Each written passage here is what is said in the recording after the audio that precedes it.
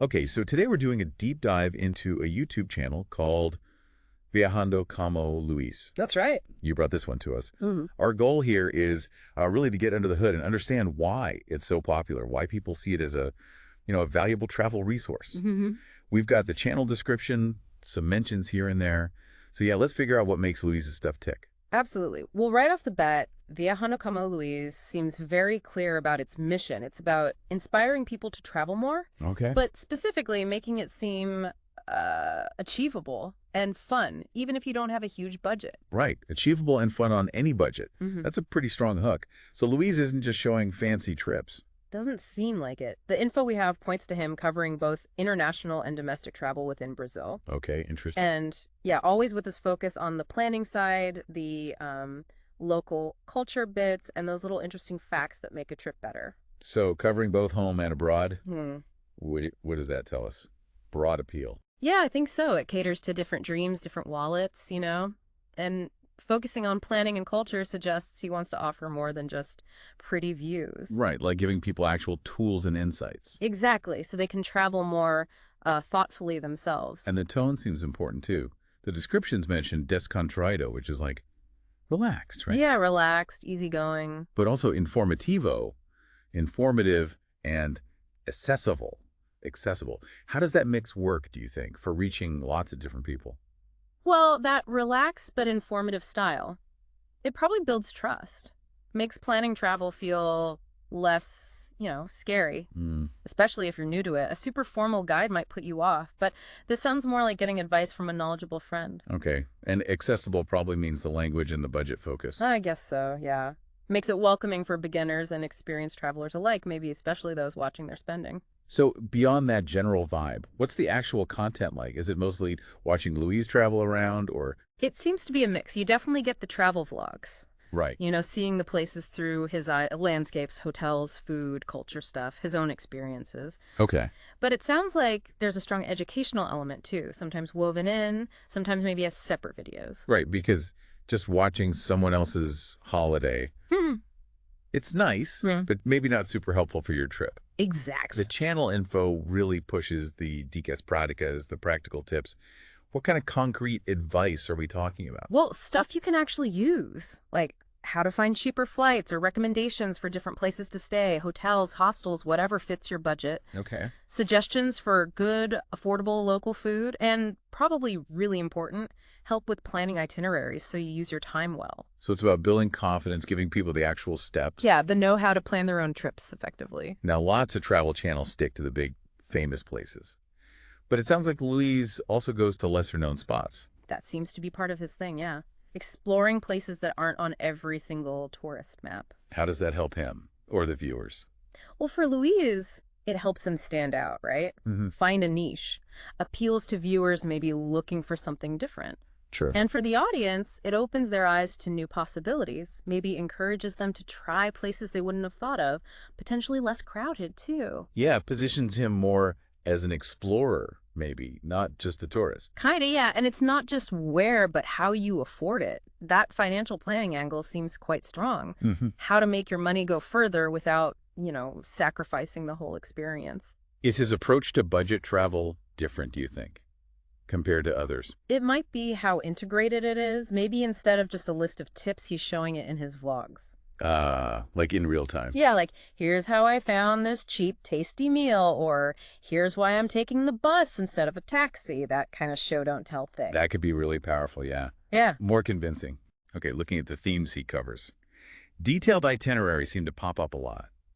Why show that level of detail? What's the value there? Well, a detailed itinerary is like a blueprint, isn't it? It takes away some of the guesswork for viewers planning their own trips. They see how Louise manages his time, how he gets around, what activities he fits in. So you can copy it or adapt it. Exactly. Saves you time, maybe some stress. Gives you a practical framework. And beyond the schedules, there's this emphasis on local food and culture. Why is that important?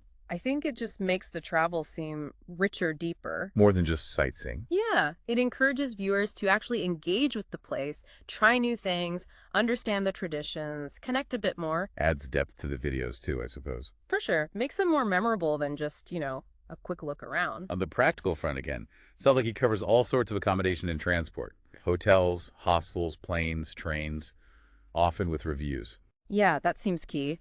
By reviewing different options, budget stays, comfier hotels, local posadas, plus different ways to get around. He covers more bases? Right. He caters to different tastes, different budgets, and the reviews add that layer of trust, helping people choose based on his actual experience. Makes sense. I also saw a mention of content for specific groups, like families or couples. Is that kind of niche advice useful? Oh, absolutely. Traveling with family or as a couple has its own unique challenges and needs, right? Definitely. So tips on kid-friendly stuff or romantic spots or just how to manage planning together, that can be super valuable. Saves people a lot of hassle. And this idea of off-the-beaten-path places or finding unique angles on popular spots? Yeah. Why does that resonate, do you think? Well, I think a lot of travelers now want something more authentic, less touristy. Yeah, escape the crowds. Exactly. Find those hidden gems or see a famous city from a different perspective. So when Luiz offers that, it appeals to that more adventurous side, makes his content feel fresher. Okay, so putting it all together, who's the main audience here? Who's really drawn to Viajando com O Luiz? It feels like primarily it's aimed at beginner travelers, people needing that guidance, that inspiration for their first big trips. Right. And also, very strongly, budget-conscious travelers, anyone looking to get the most travel bang for their buck. Yeah, that seems clear. And I guess anyone just generally curious about, new cultures, different foods, amazing scenery. Absolutely. If you've got that wanderlust, that desire to explore, this channel seems designed to speak directly to that. Okay, let's talk about the videos themselves. What's the typical structure or presentation like? Well, they're described as being pretty well organized, usually starting with a strong intro. To grab you. Yeah, sets the scene for the place or the topic right away. Gets you hooked. And visuals are obviously huge for travel. It mentions conteúdo visual rico, rich visual content. How vital is that? Oh, essential. High-quality visuals are what let you feel like you're there. See the beauty, the details, soak up the atmosphere. It's key for inspiring people and just making it enjoyable to watch. And Luiz's narration style. It's described as clear, didactic like teaching, and using simple, objective language. Yeah, that sounds like it contributes massively to the accessibility we talked about. How so? Well, clear, simple language makes complex travel info easy to grasp. Right. The didactic part suggests he really aims to teach and guide, and objective language builds trust, makes it feel like reliable info, especially important for beginners. And then the videos usually wrap up with key takeaways, final tips. Seems so. A structured ending like that helps reinforce the main points. Makes it stick. Yeah, and gives you clear, actionable things to remember. Leaves you feeling like you learned something practical for your own planning. Okay, shifting focus a bit.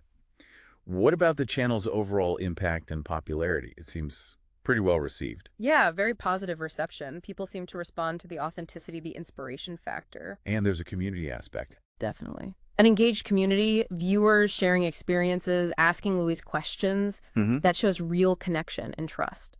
And the social media side probably feeds into that. Exactly. Social media lets them do quick updates, share photos, interact more directly. It complements the longer videos and keeps the relationship going. The numbers are pretty solid, too. 174 million inscritos, 174,000 subscribers, and 1 mil videos, 1,000 videos. That's a lot of content. It really is. That's a substantial following and a huge library of travel info. Looking at some recent titles, O Taxi Aéreo que Integra A, about an air taxi, Florianopolis X Sao Paulo X, connecting cities, De Miami a Sao Paulo Com, that's international.